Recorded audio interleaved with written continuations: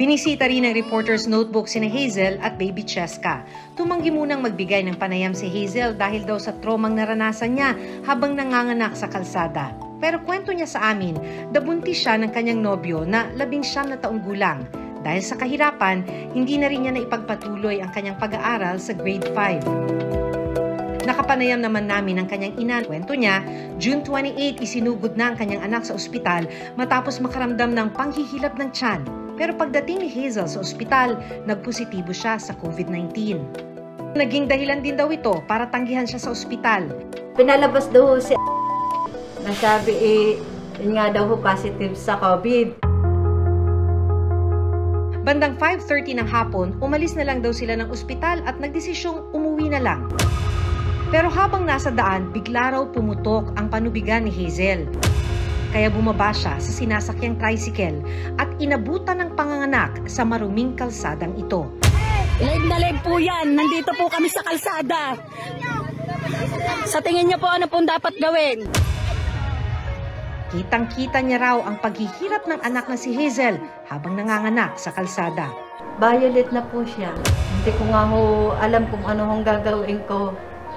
Sabi ko, anak, laksan man loob mo. Masakit po. Bilang ina ho, na hindi ko malaho na pag-anong anak ko. Ayan po ang bata, yan. Nanganganak ho, nasa kalsada ho kami. Inabot ho dito sa panganganak ang pasyenteng ito. Ipinalabas ng emergency. Ari po, tama po ba yon? Sa tingin niyo po, tama po ang ginagawa nila? Sabi ko nga ho, bakit ganyan ang hospitals dito? Inaman ho para sa mahirap. Bakit ho naman ginaya ng anak ko na parang aso? Hirap na hirap ho yung bata na anong yun. Nandini ho nanganganak sa labas na ito. Tama po bang palabasin nilang pasyenteng ito? Talaga kung masama ho, talagang loob ko nun. Tinanong mo namin kung bakit ho kayo. Sinagot ho kami ng ospital, positive ho si Ang sabi ho namin, bakit positive na pala si pinalis niyo pa rin. Dapat ho na lang ikinan niyo sa isang tabi o kaya sa isang kwarto. Hindi na lang kung ginayon ninyo. Buhay po to ng tao, buhay po na mag-ina. Hindi po dapat nila ginawa yon. Ayan po, nasa kalsada pa po yan. Para ho akong baboy na ipinag-ano niyo ang anak ko. Sabi ho nila, ibalik daw ho doon at titingnan. Sabi ko, hindi na ho dahil pinagtabuyan niyo na ibabalik niyo pang anak ko. Sa akin lang po, yung oras na yun ho, ay naano ho si at saka yung bata, hindi ka parehas silang patay.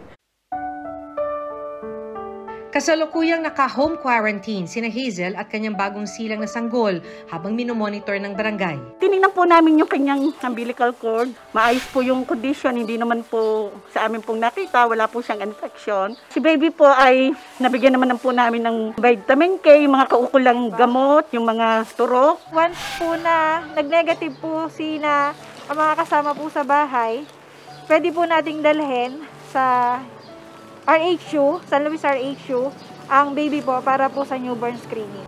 Nagnegatibo rin sila sa COVID-19 nitong July 4.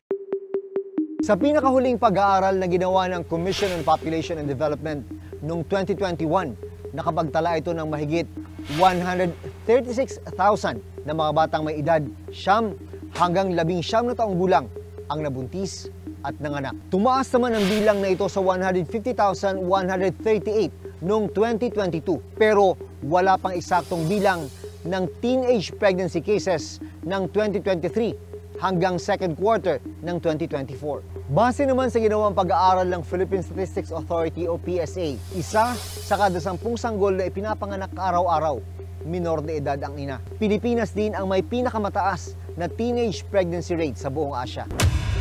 Kailangan din yung laws, no? Mas paigtingin ang mga batas natin sa Pilipinas tungkol sa adolescent pregnancy. At the same time, maaaring yung mga serbisyo sa local government unit, no, wala para sa mga adolescent na edad 10 to 19. Kailangan kasi merong information drive na ito yung ways para i-protect mo yung sarili mo.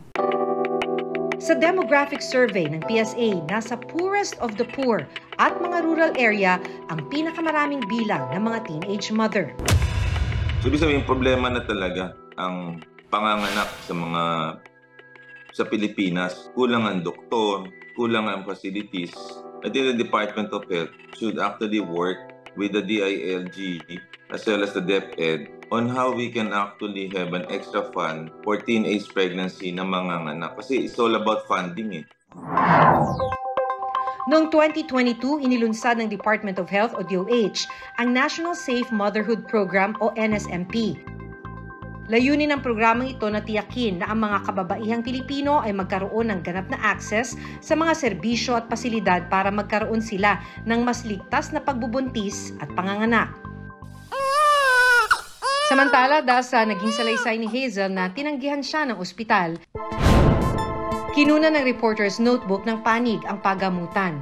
Ano nga ba ang protocol para sa mga tulad ni Hazel na nasa emergency situation pero tinamaan ng COVID-19?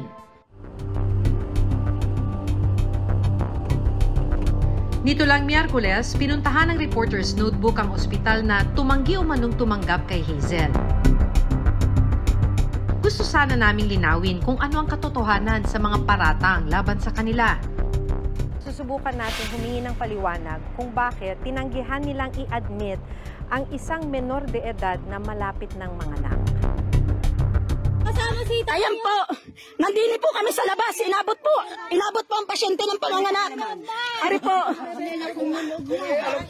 Ayan po ang bata, yan. Nanganganak ho, nasa kalsada ho kami.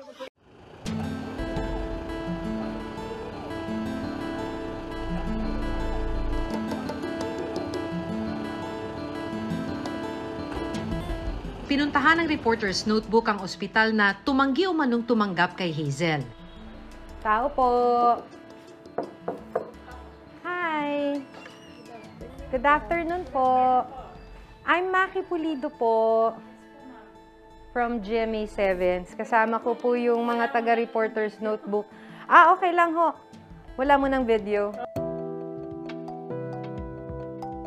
Ang nakausap natin ay yung officer in charge ng ospital. Sabi niya, hindi pa raw sila makapagbigay ng pahayag kasi ang gustong makausap muna, bago sila magbigay ng pahayag, ang gusto munang makausap ng medical director ay yung mismong doktor na tumingin dun sa bata na malapit ng manganak. Ang problema, yung doktor na yon out of town daw. Walang maibigay na dahilan pero basta out of town daw at hindi pa raw nila masabi kung kailan babalik. Ano pong masasabi nyo ngayon? Makalipas ang ilang araw, muli kaming nag-follow up sa kanilang sagot. Nagmakaawa daw po sa emergency. Wala pang opisyal na pahayag ang ospital tungkol sa di umano'y naranasan ni Hazel. Pero bukas ang Reporter's Notebook sa kanilang panig. Sinubukan din naming kunan ng pahayag ang Department of Health tungkol sa nangyari pero hanggang ngayon, hindi pa rin sila sumasagot. Samantala, patuloy namang minomonitor ng barangay at ng Municipal Social Welfare Development Office o MSWDO ng Lemery, Batangas, sina Hazel at kanyang bagong silang na sanggol.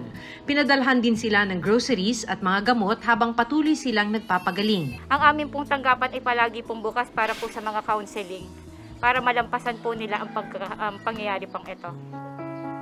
Ang ina naman ni Hazel, gusto raw mabigyan ng hustisya ang anak dahil sa ginawang pagtanggi ng ospital sa kanyang anak. Gusto ko makapanagot ng kanunang anak ko, yung mga nurse na gumawa sa anak ko. 2 buhay yun ang nanganganib nung araw na yun, hindi nila tinulungan. Sana ho, wag nang maulit kahit sinong buntis ang nangyari ho sa anak ko. Dapat lang naman ho nila tanggapin kung saan ho silang ospital dalhin. Dahil ho, nahihirapan ho dahil buhay ho ang pinag-uusapan. Palaging sinasabi ng pamahalaan na may mga programang nakalaan para protektahan ang mga nagdadalang tao at mga bagong silang na sanggol. Bata. Pero sa pagkakataong buhay na ang maaaring maging kapalit, malinaw na may kakulangan at marami pa rin ang napagkakaitan ng karapatan sa atensyong medikal.